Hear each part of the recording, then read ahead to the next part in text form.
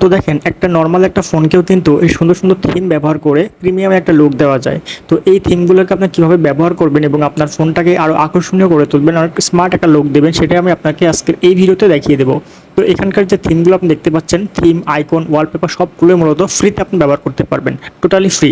তো এগুলো কীভাবে ব্যবহার করতে হয় বা কীভাবে ইনস্টল করতে হয় সেটা আজকে আপনাদেরকে আমি দেখিয়ে দেবো। তো চলুন ভিডিওটি শুরু করা যাক। তো এটি ব্যবহার করার জন্য আপনি চলে যাবেন আপনার ফোন থেকে প্রথমে সেটিংস অপশনে। সেটিংসে যাওয়ার পরে স্ক্রল ডাউন করে নিচের দিকে যাবেন, দেখতে পাচ্ছেন এখানে থিম লেখা আছে, এই থিমসের উপরে ক্লিক করবেন।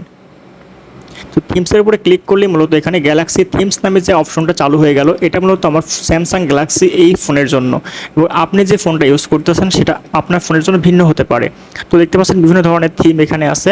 তো আপনি পছন্দ মতো যে কোনো একটা থিম আপনি ক্লিক করবেন, চুজ করবেন, ক্লিক করবেন এবং এখান থেকে আপনি ডাউনলোড অপশনে ক্লিক করবেন। মূলত ডাউনলোডে ক্লিক করার সঙ্গে সঙ্গে আপনার এই থিমটা এখানে